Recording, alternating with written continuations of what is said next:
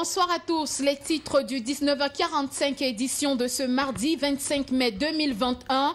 Les transporteurs routiers qui font le corridor Douala-Bangui-Douala sont en colère. Ils s'insurgent contre la décision du préfet du département du Vouri qui a récemment signé un arrêté interdisant la circulation des camions entre 7h et 21h. Malgré la nouvelle variante de la pandémie à coronavirus, la région du littoral se porte relativement bien. L'information est de Samuel Dieudonné Ivahadiboa, gouverneur de la région du littoral en Konsamba depuis hier. Et puis Mali, le président de l'Union africaine exige la libération immédiate des dirigeants du Conseil national de transition. Voilà pour les titres.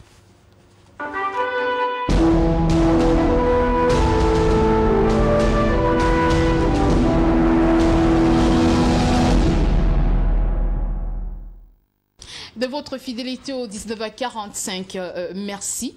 Je voulais annoncer en titre, les transporteurs routiers qui font le corridor Douala-Bangui-Douala sont en colère à la suite d'un arrêté du préfet du département du Vouri interdisant la circulation des camions entre 7h et 21h. Et pour manifester leur colère, ces transporteurs routiers se sont donc pointés au niveau de la pénétrante est de la ville de Douala afin de bloquer la circulation, une situation qui a permis au sous-préfet de l'arrondissement de Dibamba d'intervenir. On voit cela avec Jean Jémeyedna et Patrice Foucault.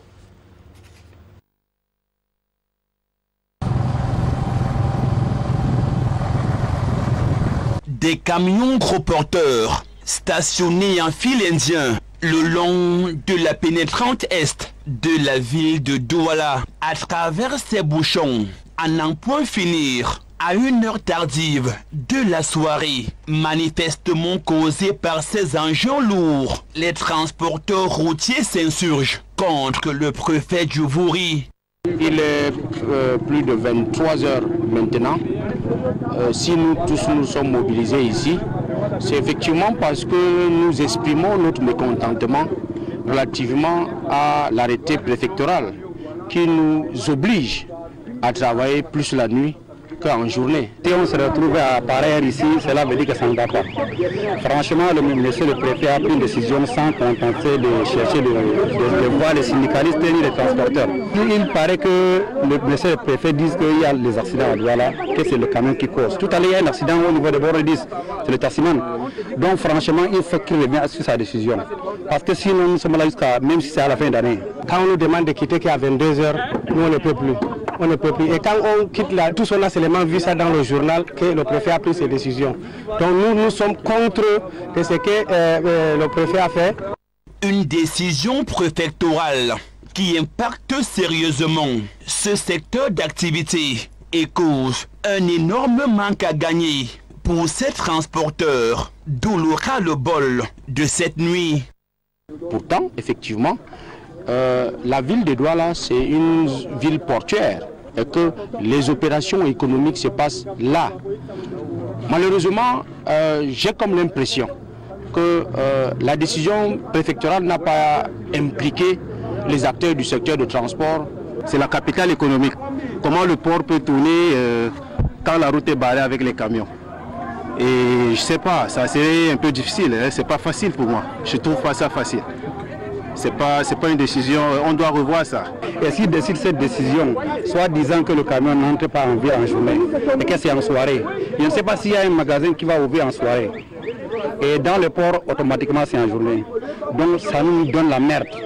Mise au parfum de la gronde des transporteurs, notamment non loin du pont sur la Dibamba, le sous-préfet de cet arrondissement est descendu sur les lieux pour s'enquérir de la situation et calmer les ardeurs de ces transporteurs en colère. C'est pour ça que nous sommes descendus immédiatement sur le terrain pour pouvoir voir, et soyez-en rassurés, jusqu'à présent la circulation a déjà été rétablie et nous osons croire que demain, parce que nous avons calmé certainement les transporteurs qui voulaient déjà de se revendiquer d'une manière ou d'une autre, et j'ai dit les revendications, nous allons résoudre cette situation certainement à partir de demain avec nos patrons et d'autres personnes également.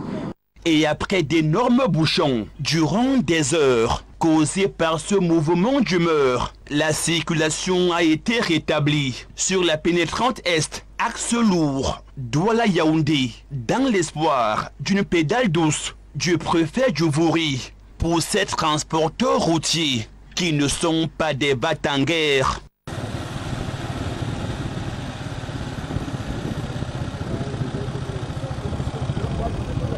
Vous l'aurez donc entendu à travers ce reportage, juste après l'intervention du sous-préfet de la Dibamba, la circulation a repris droit de cité.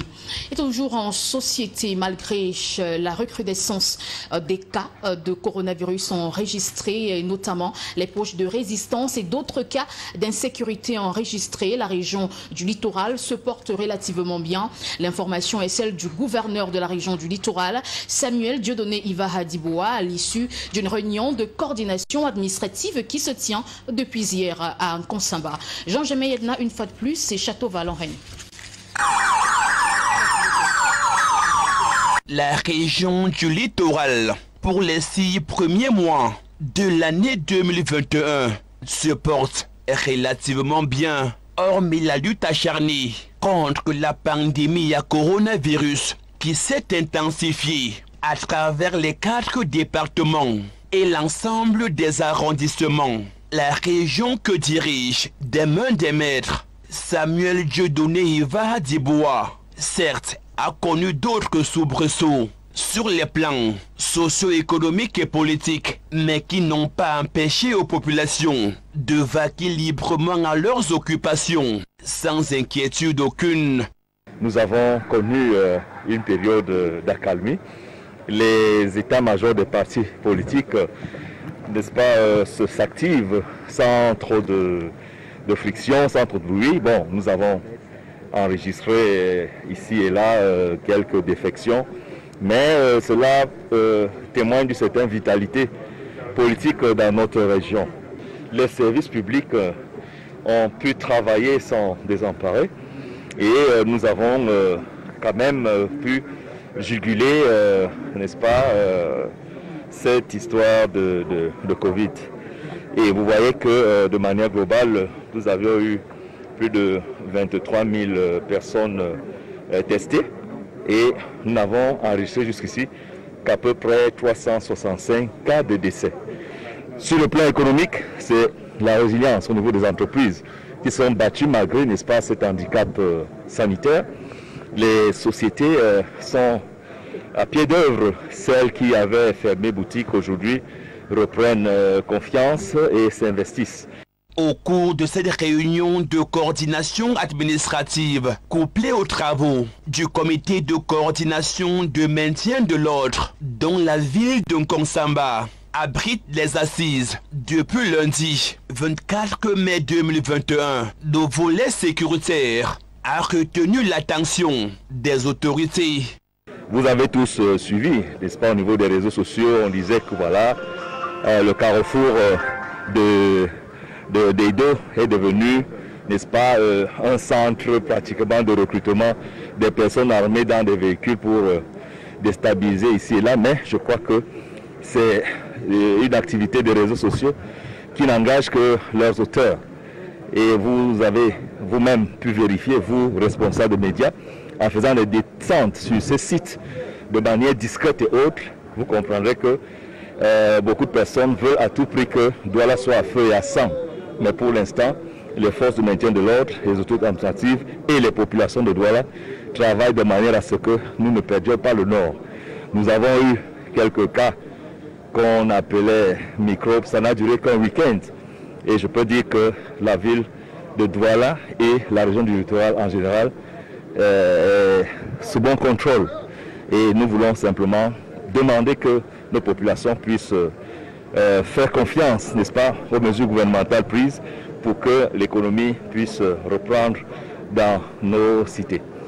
Rappelons qu'après une minute de silence, observé en la mémoire du député RDPC de la Sanaga maritime, Marinette Ngoyetna, décédé ce lundi à Douala, des médailles et décorations ont été remis à certains sous-préfets pour de bons et loyaux services rendus à la nation.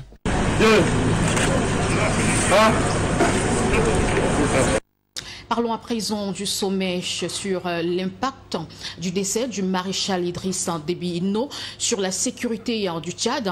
Ferdinand Ngongo, ministre d'État, secrétaire général à la présidence de la République, représente le chef de l'État, son Excellence Paul Biya, aux assises d'Abuja. Frédéric Montomé. Le sommet de la capitale fédérale du Nigeria, autour des chefs d'État et de gouvernement venus de la République centrafricaine, du Niger, du Tchad, du Cameroun, du Nigeria et élargi à titre exceptionnel aux organisations sous-régionales comme la Communauté économique des États de l'Afrique de l'Ouest CEDEAO, la Communauté économique des États de l'Afrique centrale CEAC, ainsi qu'aux pays amis, à l'instar de la France, la Grande-Bretagne et les États-Unis, portent essentiellement sur les conséquences du décès le 20 avril 2021 dernier du chef de l'État tchadien, le maréchal Idriss Déby Itno, sur la sécurité dans les pays du bassin du lac Tchad et même dans le Sahel. Cette préoccupation est née du fait qu'Idriss Déby Itno, de son vivant, était la tête de proue de la lutte contre les attaques terroristes de Boko Haram et d'autres groupes armés opérant dans le bassin du lac Tchad et dans les régions du Sahel. D'ailleurs, l'Union africaine, rendant un vibrant hommage à l'illustre disparu, précisait que le Tchad a joué un rôle central dans la promotion et le maintien de la paix et de la sécurité, notamment dans la lutte contre le terrorisme et l'extrémisme violent dans le bassin du lac Tchad, ainsi que des liens intrinsèques entre la stabilité du Tchad et celle de la Libye.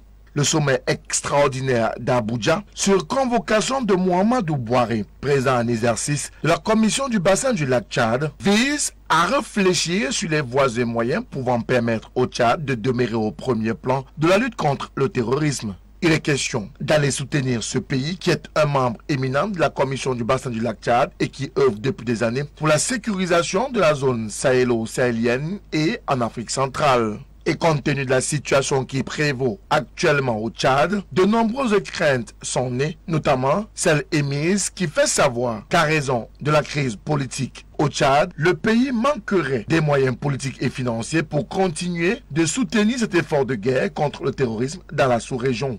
Mouhamadou Bouhari et ses pairs entendent donc, dans l'urgence, ménager le Tchad, son nouvel homme fort et son régime militaire et politique de transition, afin que ses soldats restent au front de guerre et surtout en première ligne face à Boko Haram et aux autres groupes terroristes et armés qui sévissent dans la zone sahélo-sahélienne. Précisons aussi que le Cameroun participe à ces travaux à travers le ministre d'État, secrétaire général de la présidente de la République Ferdinand Ngongo, représentant personnel du chef de l'État camerounais, Paul Biya. Remise des clés des logements sociaux de Banga Bakoko à la suite de l'instruction du chef de l'État, son Excellence Paul Biya, qui a été suivi d'actions concrètes. Une cinquantaine d'acquéreurs ont reçu les clés de leur logement ce jour à la grande satisfaction des partenaires stratégiques à ce programme gouvernemental. Frédéric Moutomé, Patrice Foucault.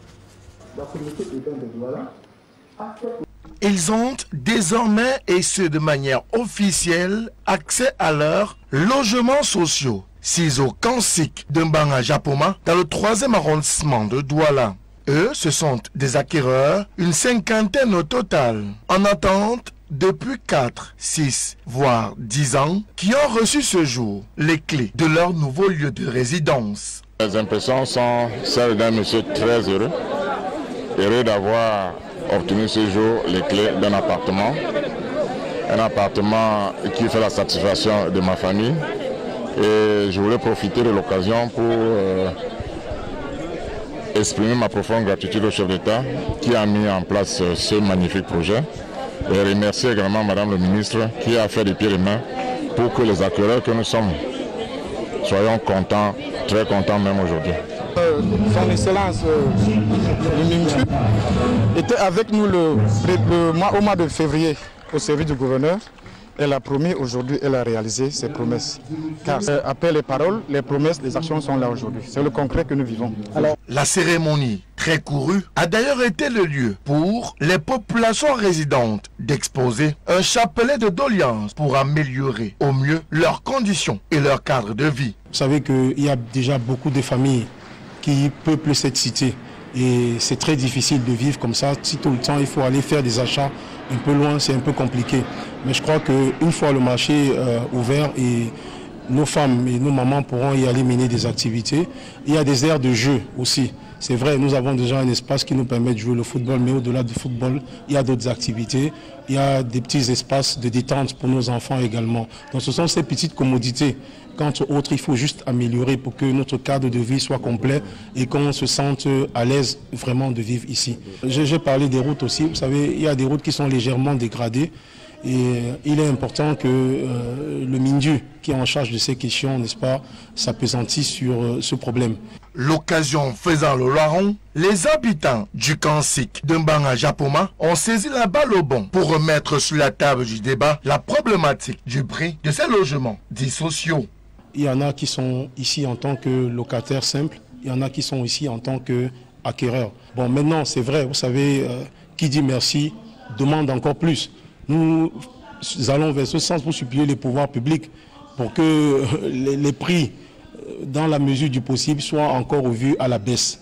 Au ministère de l'Habitat et du Développement urbain, la remise des clés aux nouveaux acquéreurs est la preuve par neuf de la réalisation, mieux la concrétisation des promesses faites aux populations de Douala, notamment par le chef de l'État Paul Biya, d'offrir à ces dernières des logements décents et adéquats, abordables. Tous ces projets prescrits par le chef de l'État ont eu des fortunes diverses. Mais nous avons tenu à regarder dans la direction du chef de l'État et à soutenir surtout cette cible qui avait besoin du grand soutien du crédit foncier pour pouvoir entrer en possession de leur logement. C'est une nouveauté pour le Cameroun, copropriétaire, syndic de copropriété, etc. On est en train d'avancer vers des actions légales qui permettent que tous ces acquéreurs soient copropriétaires et de leurs espaces et des espaces communs. En rappel, les logements sociaux de Mbanga Japoma rentrent dans le vaste programme gouvernemental de 10 000 logements sociaux à travers le pays, mis en route par le chef de l'État Paul Biya pour répondre à la crise du logement et porté sur le terrain par le ministère de l'Habitat et du Développement urbain, la SIC, la Maïotu et le Crédit foncier. 4, 3. Et toujours dans le même sillage, les anciens acquéreurs des logements sociaux de Mbanga Bakoko font face à plusieurs difficultés. Après la période de longue attente, ces derniers se posent bien des questions une fois en possession des clés de leur maison. Notre reporter Patrick Moignan était à la rencontre de ces anciens acquéreurs. Acquérir un logement social à Douala comme à Yaoundé n'est pas une mince affaire. Ici, à Mbanga Bakoko, dans l'arrondissement de Douala 3e, les difficultés des habitants de ces logements sociaux sont légion. Les difficultés, c'est comme vous voyez, on n'est pas encore entouré d'affaires commerciales et tout. Ça fait que chaque fois que vous avez besoin d'un petit quelque chose, vous êtes obligé de sortir du quartier ou du bloc pour trouver une boutique ou un marché pour s'acheter une tomate ou deux. Les difficultés d'abord, c'est le délestage et puis le manque d'eau pendant quelques jours. Et puis en plus, on ne peut pas traverser la rigole. Le processus d'acquisition est un véritable parcours du combattant où il faut se armer de patience. On peut payer presque 20 millions, 17 millions et des poussières plus un petit rajout. Presque 20 millions pour un F4 qu'ils appellent. 3 chambres, 2 salles d'eau, un salon. Presque 20 millions. Hein. Alors là, je ne sais pas comment font les autres, comment ils ont fait, mais moi, j'ai eu mes petites économies, j'ai payé cash et j'ai attendu quand même 10 ans. 10 ans pour avoir les clés. Sur le plan sécuritaire, les habitants de Mbanga Bakoko sont satisfaits. Oui, les difficultés sécuritaires, on n'en a pas encore trouvé. Bon, chez moi, je n'ai pas encore eu de problème de peut-être vol ou braquage. C'est vraiment sécurisant parce qu'on a 2 postes de police et on a de part et d'autre des vigiles qui sont dans presque chaque allée. C'est avec beaucoup de certitude que je peux dire oui, que nous sommes satisfaits de l'offre du président de la République qui a bien voulu mettre à notre disposition ces logements sociaux. même si il y a un certain nombre de commodités qui doivent être encore réalisées pour améliorer notre cadre de vie. Mais je crois que progressivement, que ce soit la SIC qui a le mandat de gestion ou le MINDU qui est l'institution qui pilote ce programme gouvernemental, sont à pied d'œuvre pour que ces commodités voient le jour. Ces logements dits sociaux relèvent tout de même du paradoxe. Sa valeur d'acquisition est très au-dessus de la bourse du Camerounais moyen. L'actualité dans nos régions nous conduit tout de suite dans la région de l'Adamawa, plus précisément en Gaoundéré, où un constat triste est fait. On parle de mauvaise exploitation du secteur des motos-taxis entre incivisme, insécurité, désordre urbain et même d'autres éléments qui sont relevés ici par les autorités. Et c'est fort de ce constat amer que la commune de Belel est montée au créneau afin d'assurer la protection et surtout sécuriser ce secteur d'activité. Boubakari Moussa pour la correspondance. Près de 8 ans après le décret du régné au sein de la famille des conducteurs des engins à deux roues. Et pour faire face à cet état de choses, certains maires de la région tentent tant bien que mal de réglementer la profession. Les accompagner dans leur organisation, de leur permettre d'être d'abord non seulement des motomens, mais également des citoyens qui doivent s'acquitter de leurs droits et devoirs, et puis de rester également disciplinés, de veiller au bon fonctionnement de leur métier pour que la population de Belel puisse profiter de ce mode de transport, n'est-ce pas, aujourd'hui. Soucieux de mettre de l'ordre dans le rang, les syndicats de ce secteur du transport optent aussi pour la réglementation de l'activité. Mais s'agissant pratiquement de moto-taxi, je crois que beaucoup de choses sont en train de se mettre sur place pour que vraiment ce milieu soit assaini conformément au décret du Premier ministre, décret numéro 2008/3444/PM du 30 décembre 2008. Alors que le décret du chef du gouvernement conditionne l'accès à la profession d'exploitant de mototaxi par le respect d'une longue liste de préalables, en Gaoundéré, les conducteurs ont pris la liberté avec cette disposition réglementaire. En dehors du gilet, toutes les autres innovations apportées par le décret semblent être ignorées par les concernés. Merci à vous, Boubakari Moussa. Ne dit-on pas souvent qu'il n'y a pas de saut métier, mais de saute personne. Le Cameroun s'est joint à la communauté internationale ce mardi 25 mai 2021 pour commémorer la journée mondiale des enfants disparus, une occasion d'interpellation. Aux parents, il est demandé de redoubler de vigilance à un moment crucial où plusieurs enfants sont enlevés. John Peter Nka.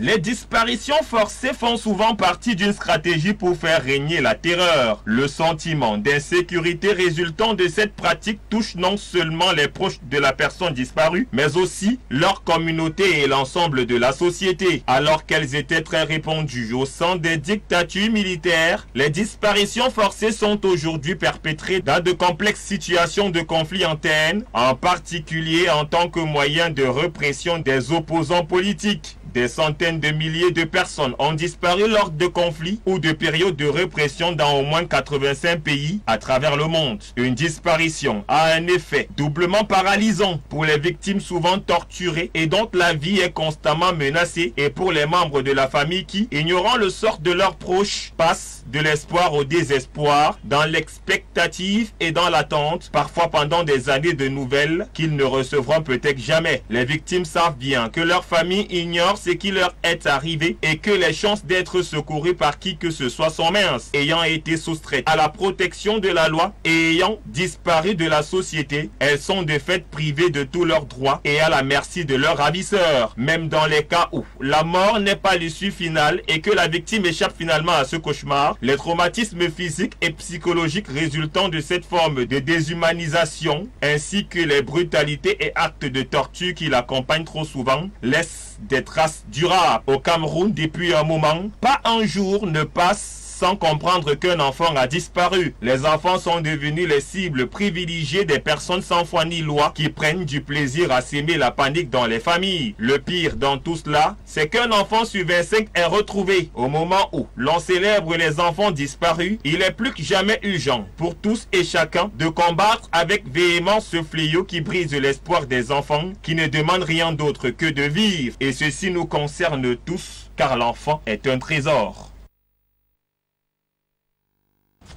Ce 25 mai 2021 également journée mondiale de l'Afrique, l'occasion d'initier plusieurs projets pour le développement et la liberté de l'Afrique. Occasion également de commémorer l'ancêtre de l'Union africaine qui était l'OUA.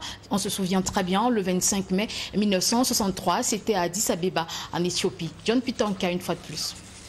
L'Afrique, berceau de l'humanité, paradis de la biodiversité, continent du futur, les expressions sont évocatives pour décrire le continent. Mais pourtant, et ce malgré sa richesse, il reste toujours sous le joug de la colonisation, bien qu'ayant obtenu son indépendance. Situé au sud de l'Europe, à l'ouest de la mer Rouge et rattaché à l'Asie au nord de l'Égypte, l'Afrique est un continent qui couvre 6% de la surface de la Terre et 20% de la surface des terres émergées. Sa superficie est de 30 415 873 km² avec les îles, ce qui en fait le 3e mondial si l'on compte l'Amérique comme un seul continent. Avec plus de 1,3 milliard d'habitants, l'Afrique est le 2e continent le plus peuplé après l'Asie et représente 17,2% de la population mondiale d'après les chiffres de 2020. Les 54 États souverains du continent présentent la croissance démographique la plus importante de la planète et une situation sanitaire qui s'améliore nettement. Une force populaire difficile à gérer à travers le fort taux de chômage. Le continent reste celui qui est le moins développé économiquement malgré une forte croissance à l'Afrique. Et ces graves sont entre autres sa diversité linguistique,